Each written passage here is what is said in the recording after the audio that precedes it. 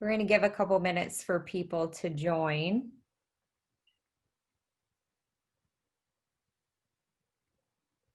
Thank you everyone for joining this panel to discuss the film, The Undocumented Lawyer. We are going to, if you haven't seen the film yet, we're going to put the link in the chat for you to watch afterwards. And we're still going to give a couple more seconds for other people to join so we don't get started without them.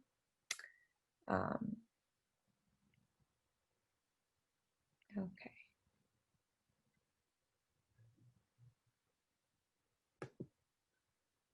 There's the chat. Okay. All right. So my name is Lacey Panyard Holton. I am a local immigration attorney here in Indianapolis. And today I am joined by Lizbeth Mateo, who is the protagonist in the film, and then Jackie Rodriguez, which she is with the Immigrant Welcome Center located here in Indianapolis, Indiana. There are a couple other people on here that aren't going to be joining the discussion. Okay. Yes, and now the film link is in the chat for people who want to watch afterwards.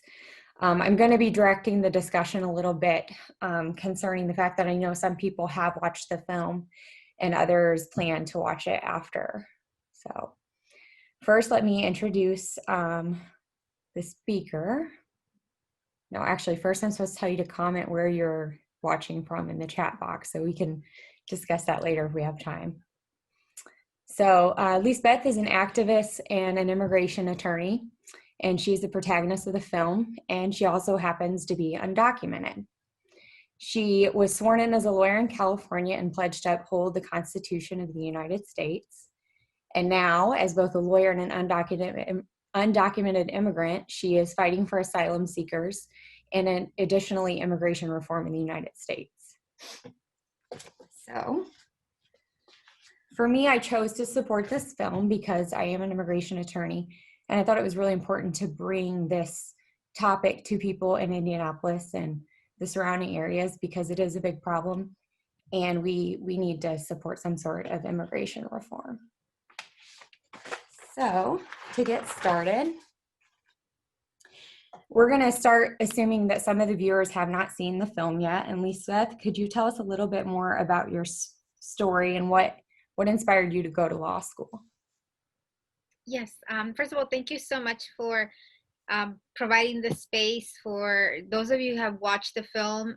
Thank you. And those of you who are planning to watch the film, thank you as well. And I hope that you enjoy it. I hope that you like it. I was born and raised in Oaxaca, Mexico. And since I was a little girl, I remember always telling my parents, I want to go to law school. I want to become an attorney. I didn't know any attorneys at the time, and I had no idea what attorneys really did other than, I had this like very, I guess, romanticized idea what attorneys did. And I like the fact that overall, I thought that attorneys fought for those who were most vulnerable in the communities, always fought for justice. And I think most of us do that. And when I moved to this country, I was 14 years old. And so I had this idea of just staying in the US for a couple of years and then going back to Mexico and studying law there and becoming an attorney there. Instead, I ended up staying here. It's been 22 years since I moved to this country with my family. And little by little, I was able to figure out how to go to college, how to pay for college, how to take the LSAT, apply to law school, attend law school, and pay for law school without being able to get any loans, any financial aid, any kind of, government financial aid, I would say.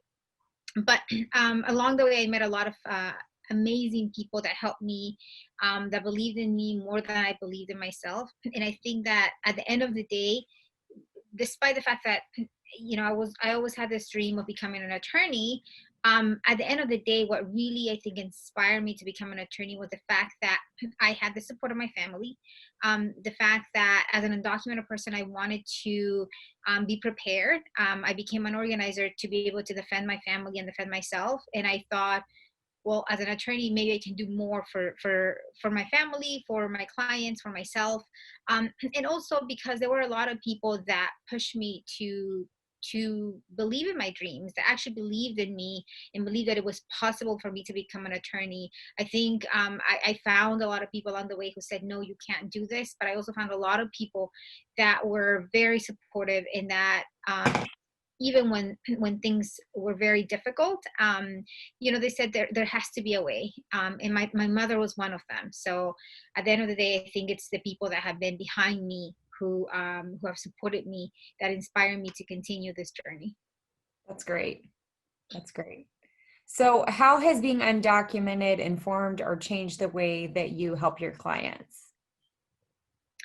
uh, I think it's has shaped me to become a very creative attorney, I would say. As you know, immigration law is very complicated and it's not fair, especially with the current administration that we have. Asylum law especially has been gutted. All kinds of protections that we used to have under previous administration, even though it wasn't perfect, there was a lot of work that needed to be done. It was still, better than what we have right now. And as an undocumented person, before becoming an attorney, I was an organizer. And as an organizer and as an undocumented person, I always try to find ways, sort of creative ways to organize and change policy, change the way that we view undocumented immigrants, the way that we talked about uh, policies and things that undocumented people deserved and could actually achieve, if we organize and fought, right? And so I think that all of that work that I did before becoming an attorney has informed my way of lawyering. I can't do what I'm doing with my client, Edith Espinal, who's also part of the film, with every single client, and it doesn't, not every case requires that. But in cases where I know that the law is not on our side, where I know that the law is unfair, and at the end of the day is going to we know we're going to lose in some of these cases, I always try to think, okay, what can I do to position my client in position them in a way that they can actually win. And if they can't win, at least they have a fighting chance, not just in the court, but also in the community organizing for these cases. So that's how I think that's the different approach that I bring to immigration law. That's a very long answer.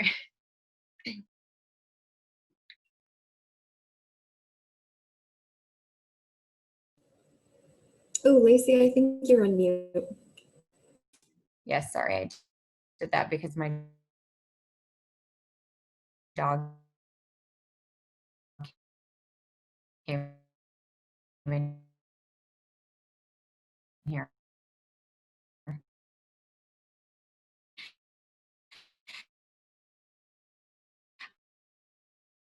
Uh, um,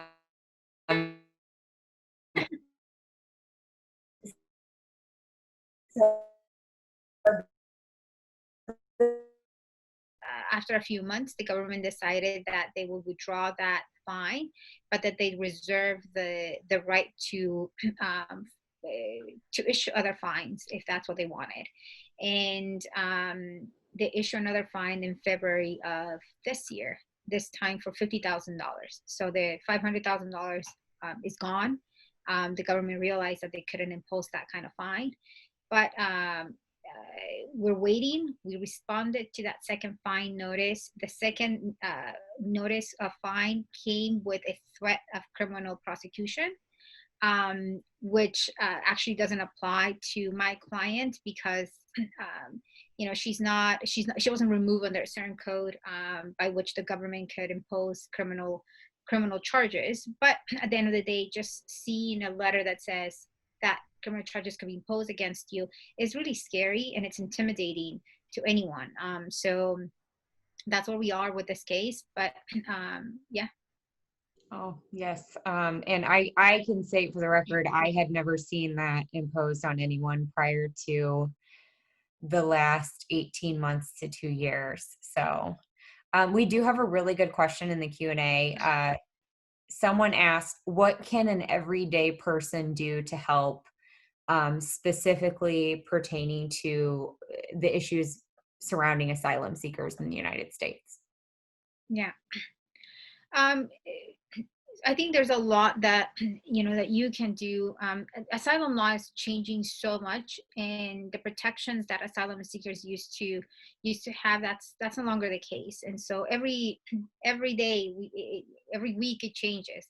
So I think that the most important thing that you can do, one, if you well, if you are able to vote, obviously, but also there are organizations, local organizations, depending on where you are, they're always looking for volunteers to translate things, to be sponsors. If someone actually qualifies to seek bond or to seek a humanitarian parole from the government, oftentimes where we see some issues is not having someone who's a U.S. citizen or legal permanent resident that can be their sponsor, that can essentially say, I, as a U.S. citizen or as a legal permanent resident, I agree to help this person, to provide them housing, transportation, essentially help them navigate the immigration system while they await their day in court and while they go through the immigration system and seek asylum. That is one of the most important things I think that you can do.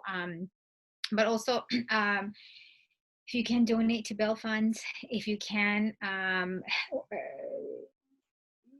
get involved with your local organizations. They're always doing different things for asylum seekers. If you can donate to the organizations that are litigating a lot of issues regarding asylum seekers. Al Otro Lado is one of them, for instance, but there are many others, depending on where you live, that could also do a lot of work. And sometimes we just lack resources. Okay. Another question we had was, I would love to hear more about how the immigration legal system varies state to state, specifically Indiana and Illinois. And I don't know, I might be able to answer that if you're not familiar with the Indiana-Illinois difference. So we're located in Indiana, and our court is in Illinois. We're subject to the Chicago Immigration Court. That court has jurisdiction over Indiana, Illinois, and Wisconsin residents. And then after our court, we go up to the Board of Immigration Appeals, and then we all reunite again in the Seventh Circuit. So for us, the law should be the same between Indiana and Illinois because we're still under the same Seventh Circuit. But it's quite different between Indiana and where Lizbeth is in California, and then even more so from where Edith is in Ohio. Mm-hmm. So if you could speak to just the differences between if Edith's case was in California and it being in Ohio. I know the film mentioned the particular immigration judge's denial rate, and that's a really good example. Yes, I think that if Edith was in the Ninth Circuit, so we're in the Ninth Circuit in California, and the judges in Ohio are very famous for being, for pretty much denying almost every case. And so in the case of Edith, she ended up getting one of the toughest judges in that court. There are, I think, 3 judges in Cleveland. So it's not, the court is not in Columbus, it's in Cleveland. There are 3 or 4 judges, so it's a small court. In LA, we have many, many more. I think that if Edith had been in Los Angeles or somewhere like San Francisco, the case would have been different. I think it would have been decided differently. And even if it had not, I think that in the Ninth Circuit, maybe the decision would have been different.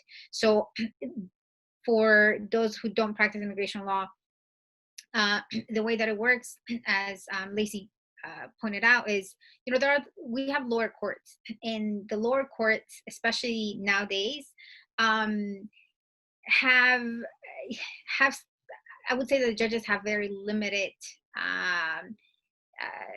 discretion, and the law has changed so much that they have no, I don't want to say they don't have a choice, but for the most part, they just deny cases because the Attorney General, because the Trump administration has made it so difficult for them to justify approving a case, even if it's a strong case, right? So then we go to the BIA, which is now just rubber stamping all of the decisions at the lower courts, and then we go to the circuit courts. And so the circuit courts is where a difference can be made in those cases. The Sixth Circuit, unfortunately, the law in the Sixth Circuit was not on our side. Is not on our side when it comes to these cases. I think if it had been in the Ninth Circuit, it would have been a different story. And I think that that also speaks to what the average person can do. I know it's like donate, donate, donate, but sometimes you have to take a case to the circuit court to win, especially when this administration has taken the position that immigration judges are not actual judges. They are considered employees of the Executive Office for Immigration Review, which is run by the Department of Justice. And so it is the administration's court. And then the Board of Immigration Appeals, which is, Lizbeths and everyone across the country meets up at the Board of Immigration Appeals. It has been stacked for the past 3 years, and they are losing their powers little by little.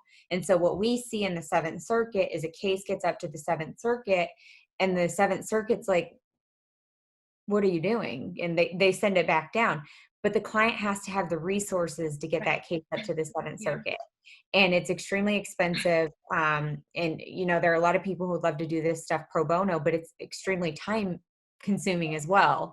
So if you find an organization that's helping either pay the legal fees or has attorneys that do the appeals up to the Seventh Circuit, that's where we can make a meaningful change in the law if and until we either get independent immigration courts, if you want to speak about that, you can, or get an administration that believes that immigration judges are judges and respects their autonomy and their discretionary decision-making. Yeah, absolutely. I agree. And I'm actually working on a case. I have an asylum seeker, a 19-year-old asylum seeker detained, and she doesn't qualify for bond. And there's a church supporting her and is willing to pay the bond, but we can't get her bond because the rules have changed so much that she just doesn't qualify. And so I think we're going to lose the case, even though I think it's a decent case. I think we're going to lose the case. And so we're going to have to appeal.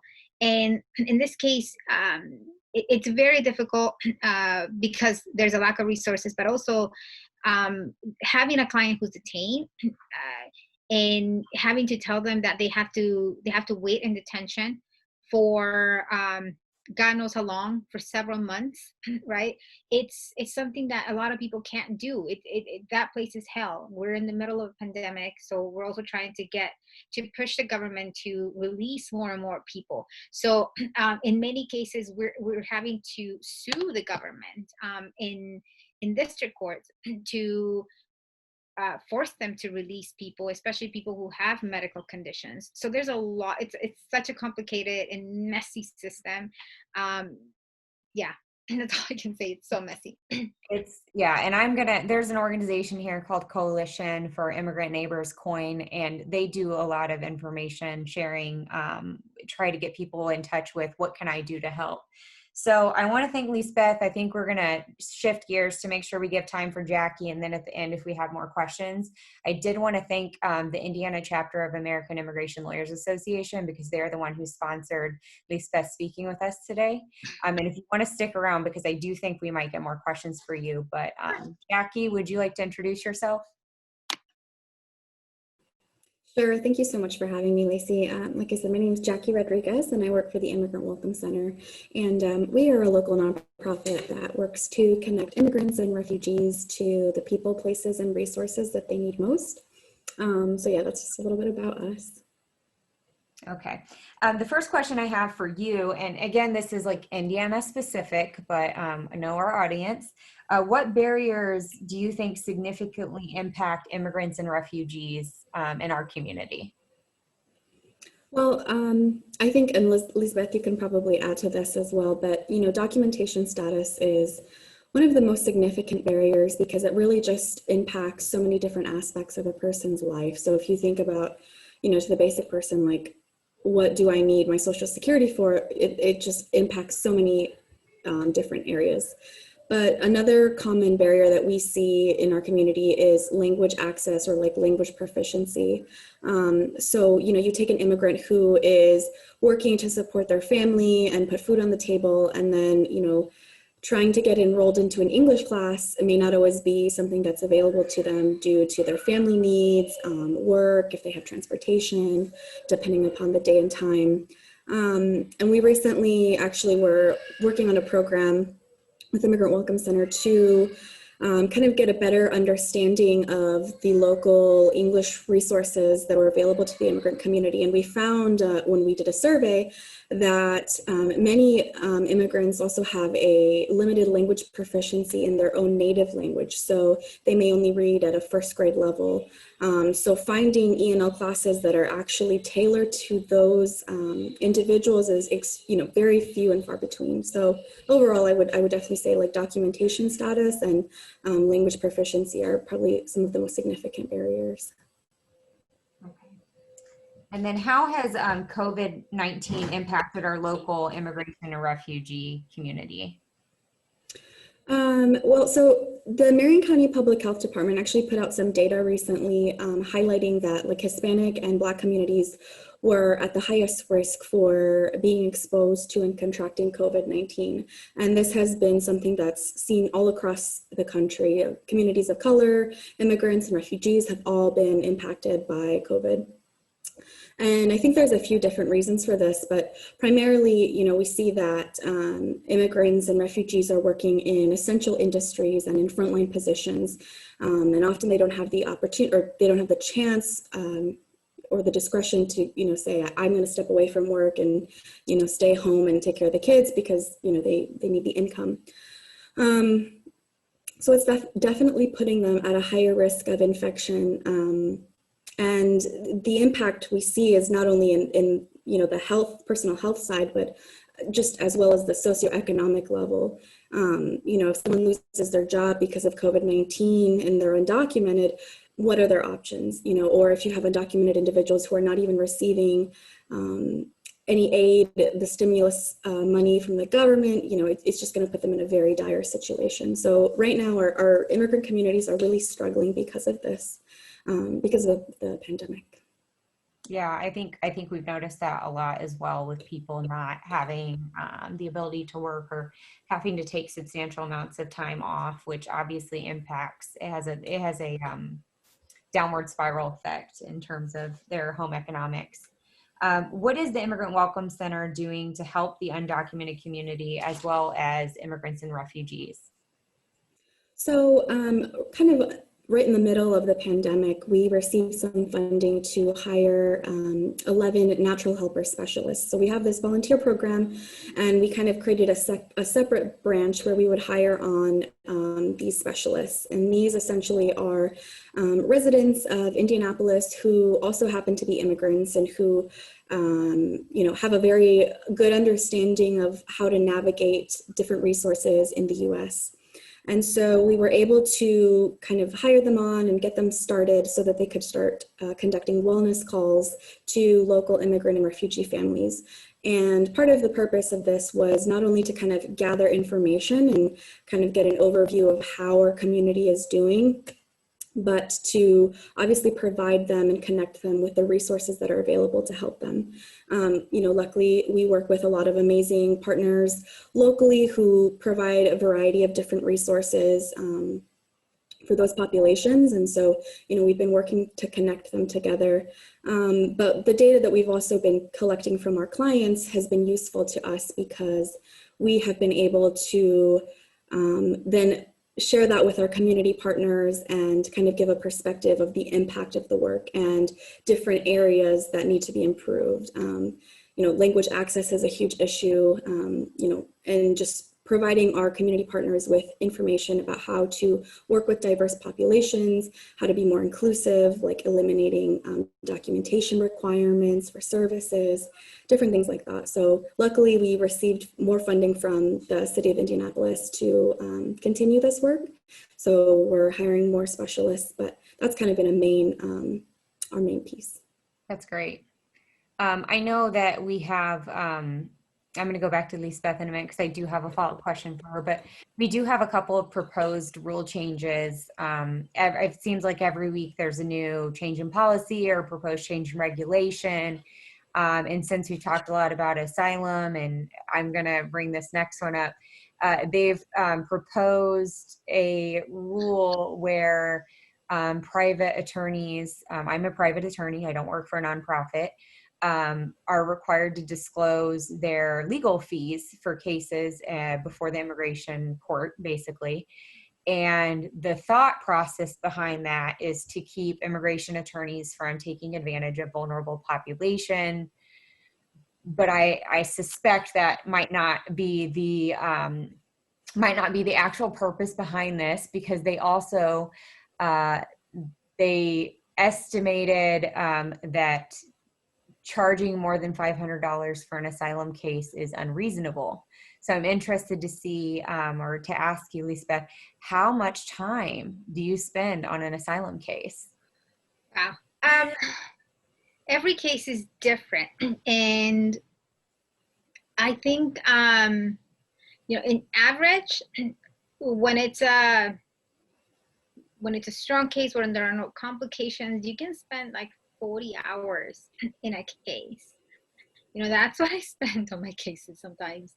And even the most simple tasks sometimes turn into something very difficult, because we're dealing with communities that are fleeing so much violence. And currently I have clients, I'm working with a couple of clients that last week I was feeling very depressed because I saw a couple of my clients almost have nervous breakdowns to the point where the ICE officer had to step in and say, we don't want to be held responsible if this person is sick or this person has, a serious medical condition. We need to call an ambulance. We don't want to take responsibility. So they wanted to stop the whole process because they saw how my clients were shaking and just being very nervous and scared in the thought of having to explain to a judge or an officer all of the things that happened to them is very triggering. So sometimes we have to work with clients that are very traumatized, which then adds more work. That is not just you average like legal work, but it's really working with the clients to access the treatment, the medical services, the therapy that they need in order for you to be able to do your work. Because if your client is not doing well emotionally, they can't help you. They can't help themselves, and they can't help you prepare the best case for themselves. So, every case is different, but I think the most I spend in a case is like around 40 hours. Are you including the 3 to 10 years that the case is pending in court?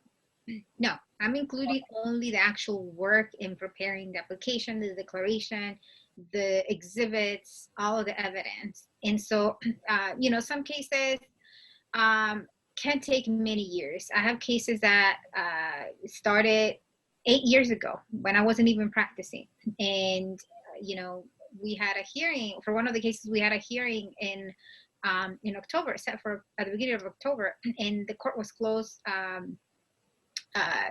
for a long time, and then they just rescheduled the case to July 2022.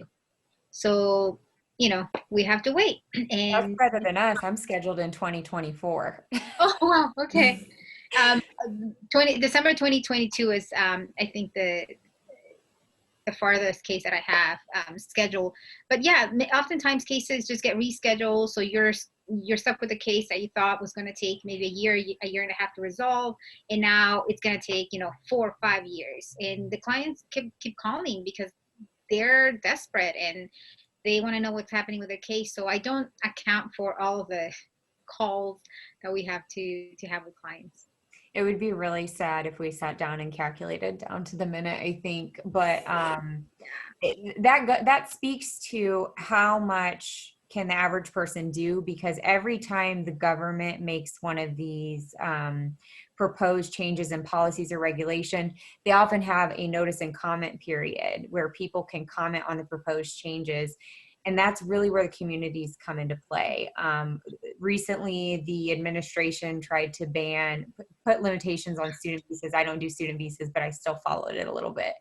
And the public outcry was huge. And it took them, a couple days to rescind their change in policy because the public spoke out. Do you remember how long? I don't know the exact amount of time, but it has happened on a couple of other issues as well, where I think the community have stepped up and they said, okay, never mind, we're not going to do this now, but we could still do it in the future. Right. And so that's where get yourself on a listserv, the Coalition of Immigration Neighbors and probably Immigrant Welcome Center. They shoot out emails and information when these proposals come out. And it's really important that everyone comment, whether you agree with it or not. A comment is a comment, but that is how the average person can get involved. We do have, I think, 2 more questions. One of them is, one second. Is Indy a sanctuary city? And I know I should be able to answer this with 100% certainty, but I can't. I think the answer is no. I know that the Marion County at one point was not going to cooperate with ICE in terms of if someone gets pulled over for driving without a license, that can be a misdemeanor in Indiana. They can be taken to jail. And for a long time, the policy was the people in jail would call ICE and say, hey, we got a guy, and then ICE would come and pick them up. I know for a long time the policy was supposed to be they weren't going to be doing that, but I think that they are. So I'm happy to provide an update to that when I ask people who pay more attention to me than I guess. And then the other question comes with a comment. Thank you, Lizbeth, for your work. I love that you have an organizing background. How can organizations like the Immigrant Welcome Center that also rely on funding by foundations that don't usually support activism engage more in civic engagement and organizing? Yeah, I think there are, if you partner with other organizations that I understand that nonprofits, not every nonprofit has the capacity, and I would say maybe all of the nonprofits don't have the capacity to organize and to, to organize a community to take action on certain issues. You may have the capacity to mobilize, but it takes a lot of work to actually put something together, create something from the ground up and run a campaign, whether it's a campaign for a sanctuary policy or a campaign to stop the deportation of community member. But there are organizations, oftentimes I would say, organizations led by undocumented people, led by people who are affected by the issue personally, who are doing this as volunteers, who are doing this as because it affects them personally, but they don't derive any income from it. That's the kind of people that I work with oftentimes. So if you are a nonprofit, if you are an organization that has the resources, maybe not the capacity to organize out there, to go and talk to the community, to talk to people, but you have an office, you have a copy machine, you have a space that you can provide to an organization that maybe doesn't have those resources and is trying to organize something in the community. We're in the middle of a pandemic, so we're not necessarily meeting in person, but just having a Zoom account. Oftentimes we've had to use Zoom accounts that belong to other nonprofits, because if we're meeting with a lot of people, a paid account gives you the ability to do more things than a free account. So if you have those resources, you can always share those resources with those who are actually organizing on the ground. So don't feel like you have to do all of that if you don't have the capacity. But your work, your resources, the access that you have to certain people, so not even, resources in terms of money or space or anything like that, but just the fact that you have a connection with someone in local government or at the federal level, using those connections is very important. And oftentimes we work with organizations that do have those resources and that access, and that's a huge help. Okay. Jackie, could you tell us anything about what people can do to get involved with the Immigrant Welcome Center, if anything? Yeah, so a great way to get involved with us is by following us on our social media accounts. So we're most active on Facebook, Instagram, and Twitter, or to sign up for our monthly newsletters. And just, as Lizbeth said earlier, go out and vote, or maybe that was you, Lacey, who said that, but that's, one way you can really help represent underrepresented communities and marginalized people, by taking that into account, and taking these, barriers and challenges into account. And just by staying educated, again, following us on social media is a great way to do that. We try to post a variety of content, about the impact of our work, but also about pressing immigration issues and hot topics, because again, staying informed is just a good way to dispel a lot of these misconceptions that are out there, and a lot of the, nationalist rhetoric that we've seen under this Trump administration. So I do want to give a shout out to the Immigrant Welcome Center. They did a couple of days where they helped people register to vote who are eligible. I don't think the common person realizes how difficult it might be for someone to know whether they are eligible to vote. For example, you're born in the United States, you're a US citizen, you're eligible to vote. It's something that we've been taught our whole lives, and it's kind of like shot down in school, and we know it. You're only eligible to vote if you're a US citizen. And among the immigrant community, a lot of people don't necessarily have that knowledge. So I was really thankful for the Immigrant Welcome Center for doing that. I would also like to make a plug. There is an organization called Immigrants List, and they are taking the word to the streets and to the immigrant communities all over the country to make sure, it might be too late at this point to tell them if they're eligible to vote, to get them registered, but also educating them on how do you vote, where do you go to vote, et cetera, et cetera. So, and then Lizbeth, the last thing, I'm gonna wrap it up with this question, and you guys can make closing comments, but I did hear that you have a charity, if you'd like to share what that is about and how people can get involved with that. Sure. So with the help of Optimus, the filmmakers who put together this film, The Undocumented Lawyer, we have launched a legal defense fund for asylum seekers. Essentially, as we've talked a lot today, there's a lot of times asylum seekers don't have access to the resources, the money, to hire an attorney, and many times they represent themselves. And this system is not something that they should be they should be facing alone. They should always have an attorney, but in immigration court, we're not provided an attorney, a free attorney. So oftentimes I get asked to represent people pro bono, and I do what I can, but I'm one person. I can't do it all, and nonprofits are overwhelmed. So we decided to create this fund to raise funds and help offset the cost of representing people pro bono or low bono. So you can go to theundocumentedlawyer.org, and there's a link to donate. So we're hoping to raise a lot of money and hopefully maybe hire another attorney, or even just partner with other nonprofits that don't have the resources, depending on how much money we can raise. And I'm hoping it's a lot, because there's a lot of need. There's a lot of need out there, and there's a lot of families who oftentimes, they things like missing an important deadline. For those who don't know, if you enter the US, you have 1 year to apply for asylum from the day that you enter. And I do a lot of consultations with people who have been in the US for over a year now. They're like, well, my hearing was scheduled for 2020 something, and I just didn't think that I need an attorney, and so I didn't have the money, so that's why I didn't talk to an attorney. Or and oftentimes the money is excuse why people don't seek an attorney. And so hopefully this fund will help educate people, will help offset some of the costs. It's not going to be enough, but it's something. I do think that's extremely important, because in Indiana, we have a couple nonprofits that are willing to travel up to Chicago for the immigration court. And I'm telling you, they are swamped, and we have such a need. It's really time consuming. We're in a difficult, more difficult jurisdiction than you. So I spend sometimes 40 hours on my brief for an asylum case. I'm a little crazy, but we don't have the law on our side, and that's what we have to do to prepare for the Seventh Circuit. So again, thank you both so much. It looks like we're about out on time. I do think that your charity has been linked on CanCan's website, and if not, we'll make sure it gets on there. And then thank you again from the Immigrant Welcome Center.